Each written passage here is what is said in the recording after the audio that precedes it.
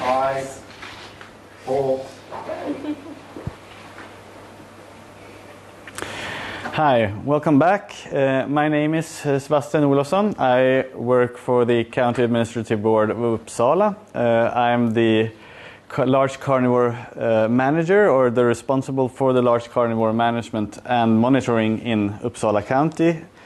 I'm a biologist. I studied in Umeå, at Umeå University, and also at SLU in Umeå.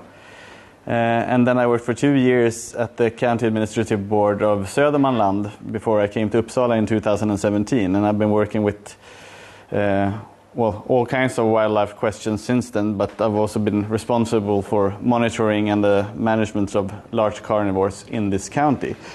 So my plan tonight is to give a short recap of how we do the monitoring and how do we keep track of these large carnivores. Also to provide data for students like Jakob and his thesis, and also the development of these large carnivore populations for the last few years, or where they're going, and perhaps what I think might be happening with these populations over time.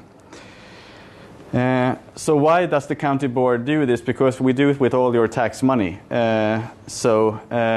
The reason is that Sweden has signed a lot of international conventions and EU directives, like the Habitats Directive, that says we should have a favorable population status for a lot of animals, but a lot of species, but also these large carnivores.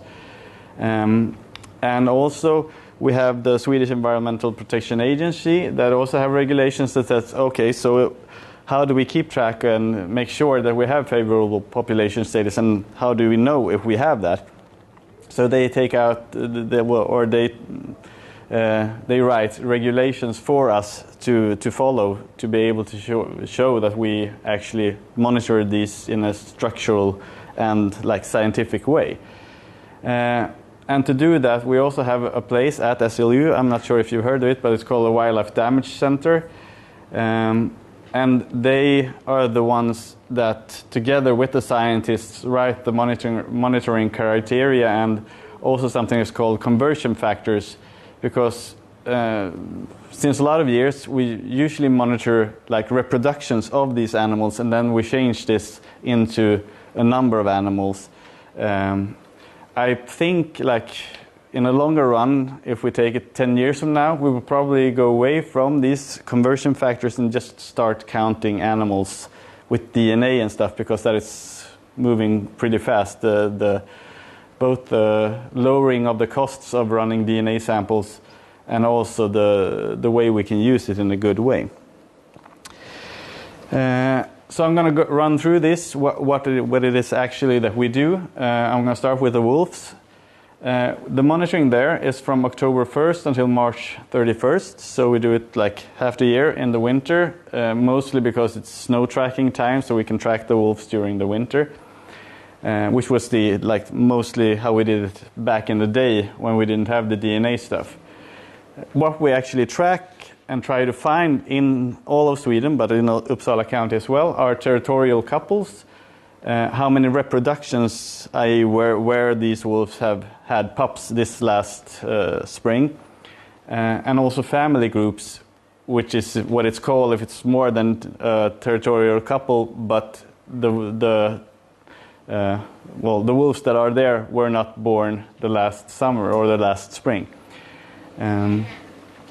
And what we also do is we try to document so that if someone else comes and looks at our data, they can see okay, so they didn't just say that they had a territorial couple here. They also took pictures of this, and they have DNA, and they have GPS coordinates of where they gather this information. So it's supposed to be able to validate the data if someone else comes and looks at it, so it's proper data. So we try to document both territorial markings. When we're talking about wolves, we're mostly talking about where they pee. That's the way we document the territorial couples. Both the female and the male lift their legs when they're peeing. And most of the other wolves in the pack, like the young ones and the ones that were born maybe the year before, don't usually do that in their territory.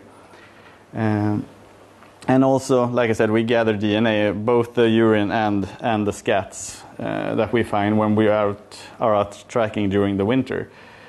And also, we've started using the last few years, which might be a consequence of climate change, because we have less and less days with snow generally in Uppsala County, and even more so in the even more southern parts of Sweden. We use camera traps, like you see on this picture here. There's one of our camera traps last summer when there was one of the wolves in the Sigefora territory, which is pretty close to Uppsala, was running around with what I think would be roe deer legs. And also the other picture here is one of our trackers who was out last winter, and he found both blood from the female and the territorial markings on a raised surface, this grass stuff here. So that's what we try to document and find, and we then gather this DNA and we send it in for analysis. And then we have the conversion factors, which for wolves is 10, which means that what we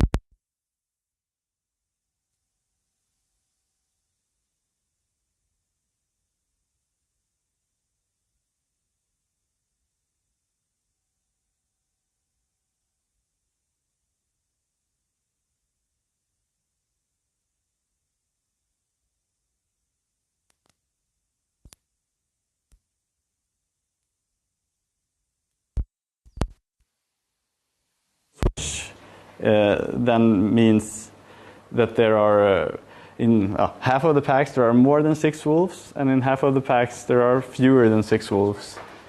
Now we have a loudspeaker problem and a man running. But anyway, in general we have 6 wolves, and then we also have these free-ranging wandering wolves that are trying to find their own pack territory. And if you add those together, then you get 6 for the pack and then 4 free roaming wolves per each reproduction that you can find. And they've tried to validate this number a lot of times, well, at least a couple of times, by doing a big capture-recapture DNA sampling of all the wolf scats they could find in Sweden, and they found that it's pretty accurate to have.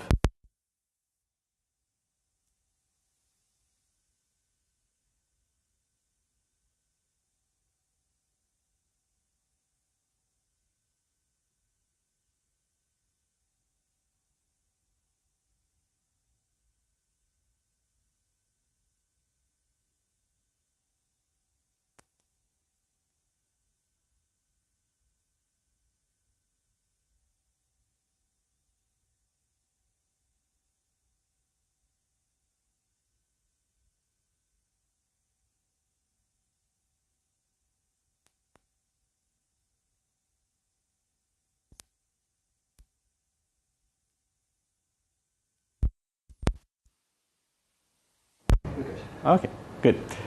Should I do something over again, or do you know how much time we've lost, or should I just? Last 1 minute. Okay, so yeah. What the fuck? Yeah. Oh, yeah. Lots of technical issues right now. But anyway, we have a conversion factor of 10, so if you find 10 reproductions of wolves in Sweden, that would mean we would say we have 100 wolves. If you find 30 reproductions, we would say we have 300 wolves, and so on. In Uppsala last year, we found 1 reproduction, which was in Sigefora County, which means we would say then we had 10 wolves. Then we know we know how many wolves there were in that territory. Then we have a few other wolves running around, which I think I have a picture of later. The monitoring criteria and conversion factor for lynx is a bit different. What we look for in lynx is females with kittens, so we don't give a damn about the single lynx, because they're included in the conversion factor anyway. What we do with the lynx is, like for the wolves, we do snow tracking, and to make sure we're not tracking say the mating period for lynx is sometime February, March, thereabout. So if we track lynx in February, we might be tracking a female, and then the male comes in after, and he like smells her scent, and then he follows hers. And then if we come like a day after this and look at the tracks, we say, okay, so 2 lynx have been walking here. It must be a female with her kitten because the only lynx that actually are together most of the year are females and kittens, then except for the mating season. Then usually they are alone, the grown-up lynx. But what we do then is we have to track, if it's only 2 lynx together, then we have to track them for 3 kilometers to make sure that, it's not just a male following a female, because usually when they've done GPS color studies of this, males usually don't follow females for that long a period. So that's one way to like not double count or miscount the number of lynx family groups that we track. And if it's like, sometimes they can have 3 or 4 kittens, and then we only have to track 1 kilometer, because it's very unlikely to have 3 or 4 lynx moving together without it being a female with kittens somewhere in there. And one thing that has been I would say probably revolutionary for the monitoring of lynx in Sweden are the camera traps, because at least in southern Sweden, the monitoring has been, I would say, quite dependent on the number of snow days, how many times you can actually go out and track. And I mean, some days in like Skåne, there are no snow days during the winter at all. But now that we have camera traps and the county board is allowed to put out camera tracks, we ask the landowners and said, we think this is a good spot for tracking or for taking pictures of lynx, because we know the habitats that they usually are in. And then we ask the landowners, and they say, sure, you can put a camera out here, hopefully. And then we can capture them on film or on photos. And also the public can send in pictures of females with kittens when they find them. And so to be able to count not only the females with kittens, but also the other lynx that are walking around there, we have a conversion factor. But for lynx, it's a bit different depending on where in the country you are. But in Uppsala County, the conversion factor is 5.5, or actually 5.48. But so that means if we have 10 reproductions, if we find in Uppsala County 10 females with kittens, it would equal, then we would say we have 55 lynx in Uppsala County, regardless if we have found females with 1 or 2 or 3 kittens, because it kind of evens out. And then we also take into account that, there has to be a male somewhere, because there are kittens, and also probably there might be other like single lynx that don't have kittens in the area too. And also we have something called distance criteria, which is, we have to somehow tell that, so this female, with the wolves it's easy, because like you said, they do territory markings, and we can say that, so usually they don't overlap so much. If we find like a territorial male or female of wolf, we can say, so this is their area, and no other wolves than the ones like being part in this territory are here. I know there are exceptions, and it's kind of a blurry line, but more or less, much more so than with the lynx anyway. So then we have something called distance criteria, which says that I think they GPS colored like 60 female lynx, and they watched how large areas they moved around in, and how fast they were moving around in their home territory. And they found out, like for Uppsala County, which is the left part of the table here, they said that like if you track the lynx less than 24 hours after they walk there, which you could see that if it snowed yesterday and you see fresh tracks, you can say, so it has to have been like the longest time since they could have walked here was yesterday. Then you can say that, so if it's just less than 24 hours, they don't walk more than 8 kilometers from the place where you track them. So then you can say, so if I find another female with kittens 9 kilometers from where I was tracking the first female with kittens, it most likely is 2 different females with kittens, and so on. And if it's 2 days, they can walk a bit further, so then they could be 12 kilometers apart, and so on. But they also say that if it's more than 10 days, they have usually been in like their whole home range. And then you're down at 22 kilometers, which is like, if you find 2 females with kittens more than 22 kilometers away, it's most likely 2 different females with kittens. If you're in other parts of Sweden, the distance is longer and you have another conversion factor and so on. But for Uppsala County, that's one of the ways we can distinguish between different females with cubs or kittens. So how do we find all of these, both wolves and lynx? Well, usually we go out tracking. We have people employed at the County Administrative Board that go out tracking these wolves and lynx. Whenever there's a snow, we go out and we search different areas and try to find females with kittens and the wolves. But a major part, which is extremely important, I would say, both for the monitoring and also for the validation and the trustworthiness of our monitoring, is the reports from the public.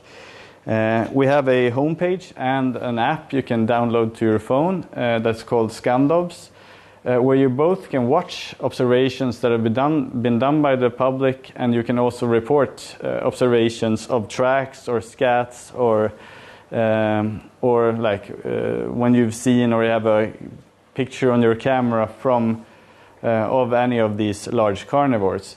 So I can absolutely recommend this. And then what we do is, if someone, say, would get a picture of a female lynx with kittens on their camera, and they send it in through Scandobs to us, I get a text in my phone that says, so someone has seen 3 lynx in this part of the county. And then I can call this person up and I say, okay, so we need to check this out. We want to validate your observation, and we want to like use it in our monitoring. And this help from the public. I mean, we're like 8 or 10 people working at the county board with this monitoring during the winter. But then you have the whole public, which is like both general public, and you have hunters, and you have people who are out looking for berries or whatever in the fall. So their help, or your help, is extremely important for the work that we do. And it's without it, the monitoring would be much, much worse off than it actually is. So in the end, what does this lead to? What does all this monitoring lead to? Well, for the wolves, you can see, I don't have the years here, but the left part of the map is like validated wolf observations from 2015 or something, 15, 16. The map in the middle is from 18, 19, and the map to the right is from this last winter. Yes, I usually use this map to illustrate the dispersion or what happens to the wolf population in Sweden during the last, pretty short period of time. It's just like 6, 7, 8 years. And also, as Jakob was talking about, the center of the wolf population, both in 2015 and still, as you can see, in the center of Sweden, it's like very much the majority of the wolves. You have a few scattered observations in the northern part of Sweden. That is probably not because of the dispersion of wolves. It's mostly because of political decisions that you can't combine wolves with reindeer herding and so on. But if you look at the southern parts of Sweden, we can see that there is some kind of a dispersion to the south in just 7 or 8 years. That is, going pretty fast, I would say, right now. I'm not sure exactly why this has happened now, because people thought that this would happen much, much sooner than it has, but it is happening now, which is part of the political agenda of the Swedish government to have wolves spread to their natural territories, which includes the southern part of Sweden. If we look a little bit more closely on the central part of Sweden, you can see it's a pretty densely populated wolf population, except for some parts of Dalarna, which you might wonder why that is, but yeah, it's a hole there that it's widely debated why that is. So I won't go into that, but you can see that east of Uppsala it's also pretty scarce with wolves. That is probably about to change, but it has been for a long time, and the wolves have kept more to the left of Uppsala than to the right, but or to the east. But it's probably changing quite soon in the future. It's hard to see because the map is so small, but you can see here we have a lot of observations of wolves in this area, which is because that is the wolf territory that we have right now in Uppsala County. That is Sigefjorda territory. It's in this area. Apart from this territory right now, what we know since the last monitoring season is that we have one single wolf here, which is quite rare, but she's been there since 2016, walking around all by herself. She's from the county of Värmland from the beginning, and she seems to like it there, so we'll see if she's still there this year and if she's still alone or if she's found a mate, which is, I would say, a bit unlikely since she's been alone there since 2016. And also we have a female from Östergötland who's been in the east of Uppsala for last year and a half. Who's been walking around, and in March this March she was still alone, but we don't know if she's still alone now or if she's found a mate so far. So we're waiting for a bit of snow to be able to tell. And this graph here down at the bottom just shows the wolf territories per square kilometers in the central part of Sweden. As you can see, it's quite a big difference between the different counties. Uppsala County is the second from the left. So compared to many other counties in the central part of Sweden, we have few wolf territories per square kilometers, and the most wolf territories per square kilometers are in Örebro and Värmland. But we'll see if that changes now, and there is a license hunt for wolves starting in January, and then they try to focus the hunt on the areas of Sweden where the wolf densities are the highest, to lower the densities where they are the highest.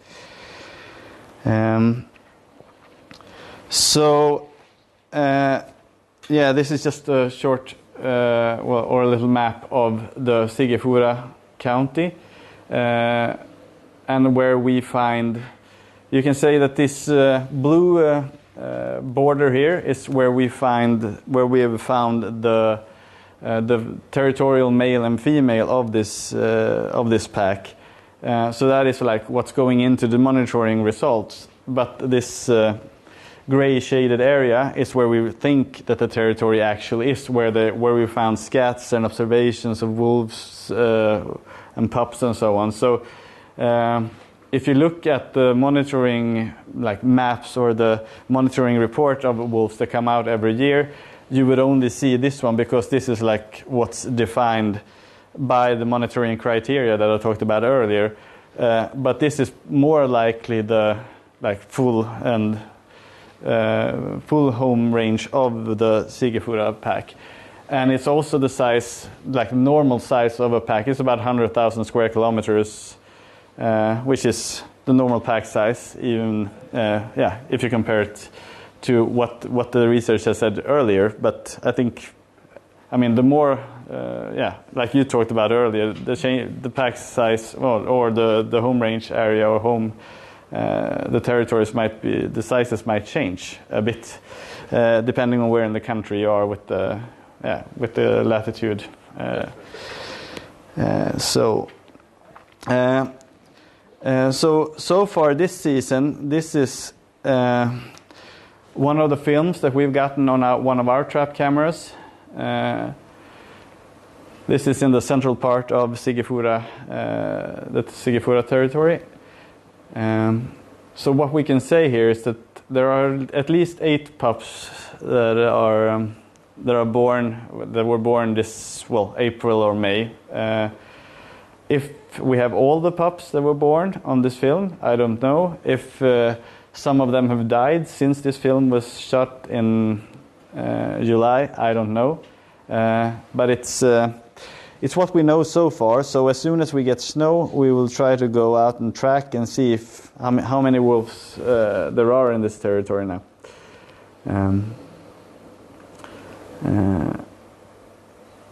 Yeah, so they're pretty much acting like dog pups at the moment when they were this little, but they grow up fast. And now, if you see them now, you probably won't see the difference in size between these ones and their parents. You can tell that they're still pups by looking at some other traits on them, but they're pretty much the same size as the adults already.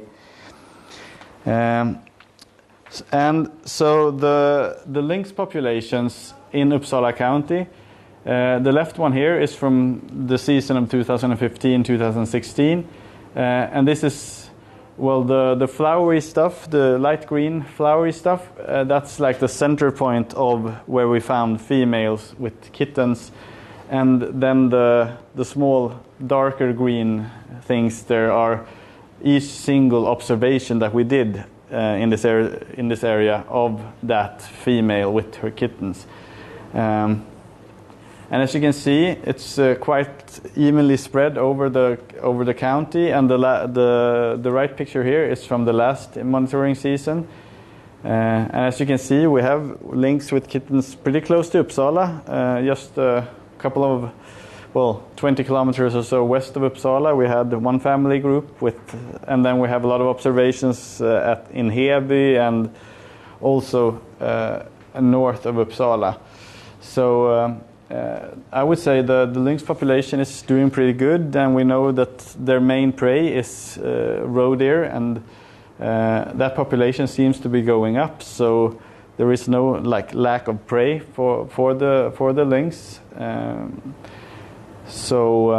Yeah, we'll see what happens. So that has been going up and down. We had a lot of roe deer in the 90s, and then the lynx population rose quite rapidly after this in the early 2000s, and then it's the last 10 years or something, it's been pretty steady around 10 to 15 family groups or females with kittens in Uppsala County. So it's between 50 and 100 lynx each year, you could say. Which is quite a dense population for being in Sweden. So far this year, this is what we found, but the season's just started. We do the monitoring from 1st of October until the last of February. So far, we've only had a few observations, only on trap cameras, both the county board's own and also from the public. And as you can see, we still have a lot of work to do, but we have many months to go, so this will probably change. Well, I'm certain it will change before the end of February anyway. I'm just going to mention something short, because the bears in this county, we don't have that many, or we don't think we have that many, and that's the monitoring that's only done every 5th year. So we do that in the fall because there are more scats to find, because they eat a lot before the winter. So when they eat a lot, they shit a lot. And it's also easier to recognize the bear scats during the fall, because they eat a lot of berries, and it's not so easy to it's easy to distinguish from most other species. Maybe badgers and wild boar you might confuse them with, but usually they're quite easy to recognize. Also during the fall, there are more people out in the forest that can find these bear scats. And also you find the bears in the area where they're supposed to go hibernate during the winter. So if you would do this monitoring in the spring, it would be harder to find, to distinguish the scats, and you could also find large males running around all over Sweden trying to find females to mate with. But if you do it in the fall, they usually are in the area where they hibernate during the winter, so where they live or whatever. And also the berries are conservating so that DNA stays in the scats longer, so it's easier to do DNA sampling of them. So the last time we did this was in 2017, and all the stars, or the brown things with stars here, are where we found bear scats, or where people sent in bear scats. And this light brown or orange thing is the average size of a bear female, and the blue ring there is the average size of a bear male. So when people asked me how many bears there were in this county, because we couldn't say because the DNA was too poor to be able to distinguish individuals, I usually say that's more than one, because it's quite unlikely that the bear or bears that are on this side of the highway would also be on the other side. So I would say more than one, probably a bit more than two as well, but at least two. And I guess you're good at maths, and if we do it every 5 years, and the last time was in 2017, that also means we did it this year. So we did this between the 21st of August and the 31st of October this year too. And this is where all the scats were gathered in and around Uppsala County. But none of them have been analyzed so far, so we don't know if they are actually bear scats and what they will lead to. That we'll have to wait and see. So that was the last picture that I had. So are there any questions in this auditorium, or do we have any questions or opinions online? We do have one question online. Jakob, can you come here and read it, please, in Swedish? All right, give me a moment. So let's see. It's tiny. It's down there. All right, let's see here. So this is a question. I'll take it in English. Yeah. So how many wolves, bears and lynx do you believe are shot illegally each year? That's $1 million question. The short answer is I have no idea, and a bit longer answer would be it's very, very hard to monitor stuff that people don't speak about, and that it's hard when we're talking about wild animals. That's hard to monitor. Like you said, when you looked at the studies, how many wolves there were that they actually found that were killed by other wolves were quite few. And if someone shoots a wolf and it runs off and it drowns itself or it dies like in the water or under a spruce or whatever, it's very unlikely to be found. The studies for illegal wolf hunting has shown that there is probably a significant illegal hunting of wolves, but it's hard to quantify the number, and I'm not sure that there is a good number for the lynx or bears either. But I mean, everything indicates that there is illegal hunting going on, but the size and like if it's a difference where in Sweden you are or difference between the species, I don't know. Unfortunately, I would like to say, okay, this is the answer, but I'm not sure. I guess no one knows. Any opinions, questions?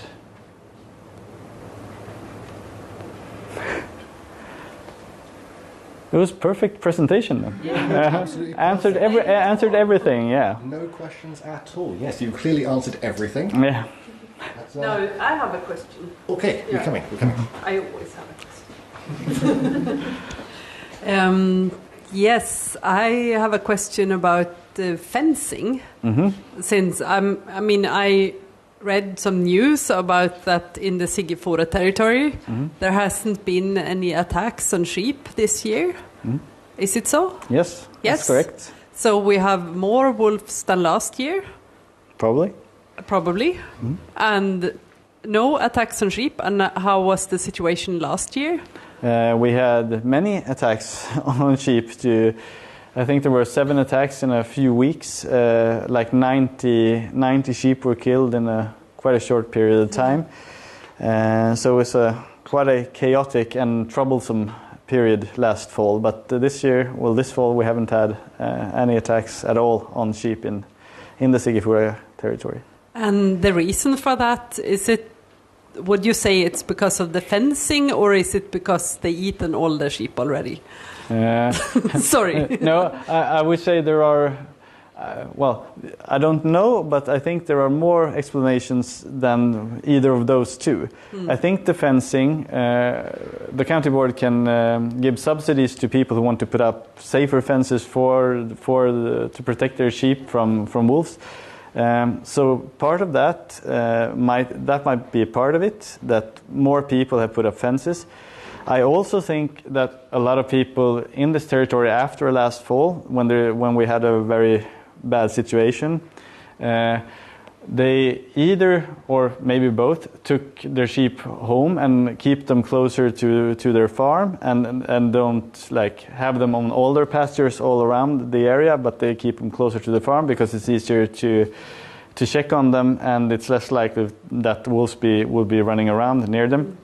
And I also think many people improve their own fencing without putting up predator deterring fences, but maybe they just walked around their fence and they put up an extra electric wire, or they made sure the fences were in better shape than they usually are, just to keep the sheep in, because that's the responsibility you have as a sheep owner. You have to keep your sheep in, and most sheep are nice, so they usually stay in even if the fencing isn't that good.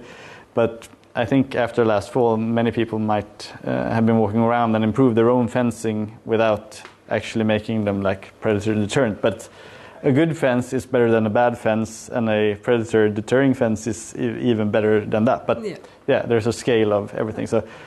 And also, I think a lot of the wolf attacks are coincidental. So it's pretty random when there are wolf attacks on sheep and not. So I think it might be a combination of a bit of luck and also how the animal owners have dealt with the situation and stuff they have done, and also hopefully the predator deterring fences that we've subsidized have had some kind of effect.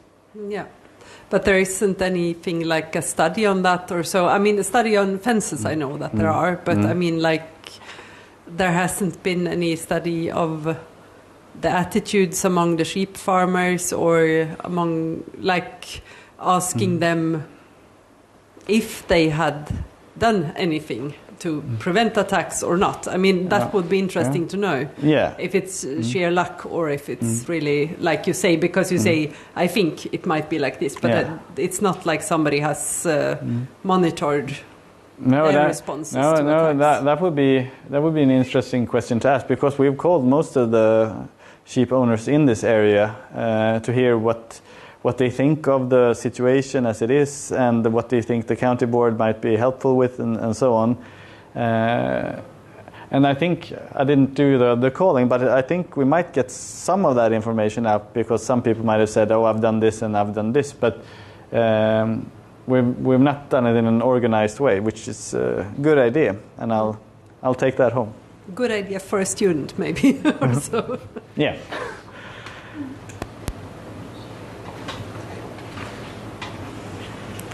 You showed us the map over the last, I think, years from 2015 to now. On the wolves. Yes, the wolf population. And you also said that the territory is kind of migrated also down in the south a little bit. Do you have the feeling that stirred a discourse about people, because it's more populated, about people being concerned and more voices being raised since they're moving, or? Yeah. Well, I think the discussion is always quite loud about wolves, regardless of where they are or what they do. But it seems that people don't seem to be I don't know how to put this, but it seems that people are. There's a difference in how aware people are and how much they discuss it when they have wolves in their backyard, so to speak, than when they don't.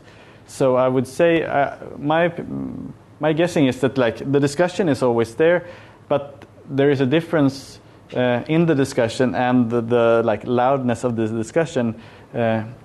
If you don't have a wolf territory, but you either like wolves very much, but they're somewhere else, or you dislike wolves very much and they're somewhere else, then when you actually live or have animals or whatever in a wolf territory. So I think yeah, that and of course that would be an increased conflict, because we know that like the strongest factor with number of sheep being killed by wolves is how often wolves and sheep meet, or how often they encounter each other. So then we know that like in the southern part of Sweden we have a lot more sheep than we do in the central and north part of Sweden. So if we have more wolves in the southern part of Sweden, we would have a lot more wolf and sheep encounters, and we would probably have a lot more attack on sheep as well.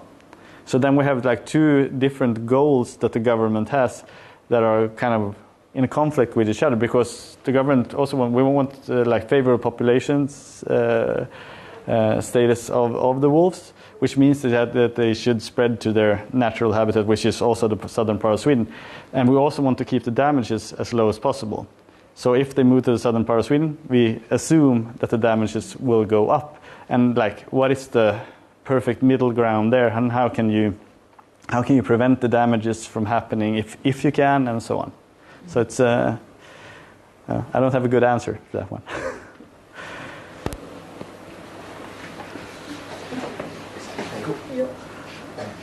Thank you. Okay, so I'm not an expert on this topic, so I'm just going to ask. Have you observed any changes in hibernation periods due to global warming these past years? Like, has it maybe gotten shorter, or... The bears? Yeah, in bears, or maybe in wolves or lynx, has mating, seasons or anything adapted or changed, maybe gotten longer? Well, I don't know about the I don't think there are studies that shows that the mating season of wolves and lynx or something like that has changed. For bears, we know that like if it's warmer longer, I mean there are, even without climate change, you have a difference in winter, like length of winter and temperature and so on. And we know that bears that come from like more southern parts of Sweden usually hibernate for a shorter period of time. Maybe they don't spend as much time building their den and so on. It's more common to have bears, I think, resting in like, I have no idea what it's called in English, but korgiden, which is like when they take branches from sprouts and stuff, and they just more or less lie under a spruce and sleep, compared to when they actually dig out a hole in the ground or underneath something. So I think usually, well, for bears, they would probably hibernate for a shorter period of time during warmer winters, and you can assume that like with climate change they would probably have shorter hibernation periods. But what kind of effect that would have on the bears in the longer run, I have no idea. We'll see. Yeah. Yeah. We have a question online from YouTube. Yeah. Have you discovered any wolf-dog hybrids in your surveys? Well, not in Uppsala County. There have been a few in Sweden and in Norway. There was one in 2018, I think, in the county of Södermanland, where there was a female wolf that had mated with some kind of dog, and there were a litter of both black and normally wolf-colored pups, and there was a lot of trouble with this, and they eventually shot everybody, or all the pups, and also the female, and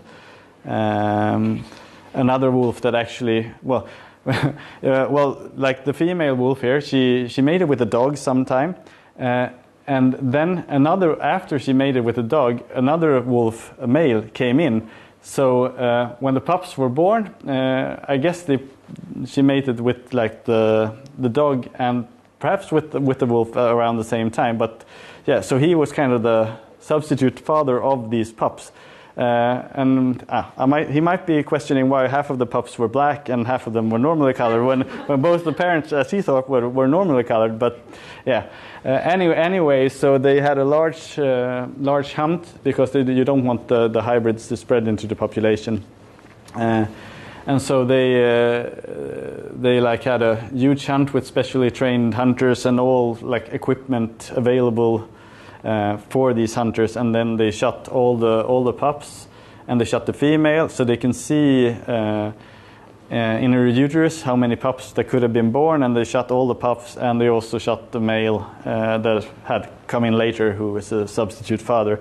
That is the only time in Sweden. Then there's one time that I know of in Norway, but I think they sorted that out too. So now there are no traces of wolf mixing into the or dog mixing into the wolf population. So, two comments and a question, but I'll start with the question because, of course, now I've started working at the County Administrative Board in Dalarna, same unit as you, but yeah, different county. And of course, working with carnivores and such, I find it so interesting with the camera traps, because you say that has really revolutionized how you collect data for the carnivore count. Do you see this technique spreading throughout, or is it already quite widely adopted in southern Sweden, or is it still a slow process of adopting it? Because, I mean, given how it could probably supplement in northern counties where you still have good amount of snowfall for snow tracking. It could supplement that as well. So yeah, what are your thoughts on that? Yeah, I think it's spreading quite rapidly, and there are a few people working at the county boards that are really into this and try to develop the methods. There's one in Västmanland County, Daniel Malvitz, who's really enthusiastic about this and tries to develop new maps, and he's done heat maps of the things we know that lynx like. He does heat maps all over the county, and it's okay, so this is an area where there should be lynx, so then they can find the specific areas, and they have tons of cameras all over the county. And I know there are some guys in the southern part of Sweden too that are really enthusiastic, and they have had courses for other personnel at the county boards every now and then to spread the word and to make people try to make these methods as effective as possible. So I think it's spreading quite fast. Right. Yeah. Thank you. So then there was just two things. Well, one of them was when you talked about the sheep farming, and of course more carnivores and more wolves closer to high densities of sheep farms will probably mean more attacks. Perhaps they could try to implement some, because I'm currently working at the unit where I'm at. I'm working with tolerance levels for the amount of reindeers being killed by large carnivores. And that was a whole process which they have developed, where you're supposed to reach a level which is acceptable for the reindeer herders of the number of reindeer killed by carnivores. So maybe they eventually should perhaps try to implement that for the southern country for sheep, to reach a tolerance level of attacks and how you can bring them down and such. So yeah, it was just something I thought of. There are talks about that. Yeah? There are, yeah. Oh, amazing. But it's kind of when you look at it, it's it makes it very clear the difference between how we deal with the damages on reindeers compared to the damages on sheep. Because when we look at how many reindeer are killed every year, it's between 10 and 60,000 reindeer every year in Sweden that are killed by large carnivores. And then when you look at sheep, it's 300 or 400 or 500. So it's quite a large difference. So, there is. So it's it will be, because when you're talking about the tolerance levels for reindeer herding, you're talking about 10% of the herd. Exactly. Yeah, and when we're talking about the number of attacks on sheep, even if you look at the specific county, or if you look at the whole country, we're looking at 100 of a percent or a tenth of a percent or something like that. So it's quite a big difference. It is a big difference, but the method could still be, you could still apply it with modification. Yeah. And the last one was just a follow-up just on the part with the male. You mentioned who took care of the hybrid pups. I do believe that wolves are, at least as far as I've seen, one of the few species where males adopt pups that are not related to them. So I believe there's a very famous case of it, and now I'm using, which I said was, you shouldn't always use Yellowstone as an example for wolves, and I'm going to use Yellowstone as an example. But there is a documented case of a young male taking over and basically adopting a litter of pups when the other male was shot. So that's interesting that happened here again, because I've only heard about the female and that she had hybrids. I didn't know she got a mate that followed her. Yeah. But they didn't manage to catch which dog had done it. Wasn't there something about it being an Alaskan Malamute? I think I heard something about it. I have no idea, honestly, but but I know there were people calling into the county board and say, it was my male who, so I own these pups, so you can't kill them or something like that. So, I don't think they actually know what species it was what breed. Fair enough. But I mean they looked just like wolves, except for the half of the litter was black and the other part was like normally wolf color. But I mean no one with hanging ears or whatever that a lot of wolf, no drooping ears or curled tails or anything like that. That. Fascinating. Yeah. Just a quick one. So, just out of interest, if you even have male wolves sometimes adopting pups, is there also something maybe like 2 female wolves taking care of the pups of one of them, or like something similar to same-sex couples or so on that go hunting? Just out of interest. I'm standing here, but I don't know. So, do you know? There are cases of mothers helping their daughters, or vice versa, or sisters, or like they're related, but they do seem to tend to raise some related pups. So that can happen, but it's. I have never heard of a very clear same-sex couple among wolves. I haven't heard about that. All right. No.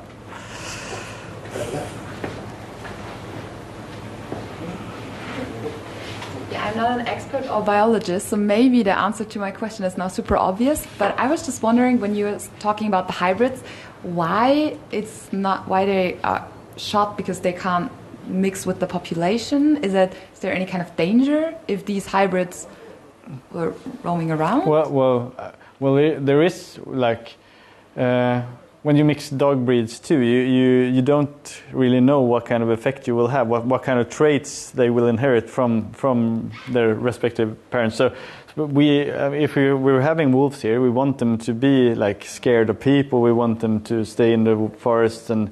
So, but if you have that mix, you don't know if the pups are like less scared of people or if they have other traits that are inherited. Of course, they will learn stuff from their mother and maybe be scared of people because they learn from her, but they might also have traits that are not as desirable. And also to be able to keep the population, to say that this is we want to keep the wolf population clean, to have it pure wolves and not have like a mixing in, because then you have a discussion about, okay, so what are these really wolves or are they just hybrids, and what value does hybrids have? We want to have pure wolves.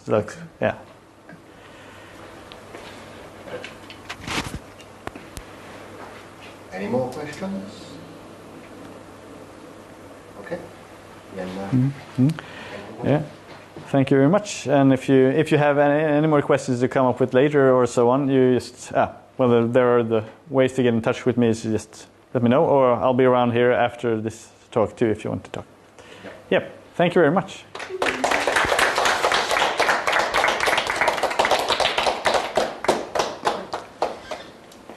Thank you everybody for joining us live at Biotopia and on the live stream. That's everything for today. Hope you've enjoyed it.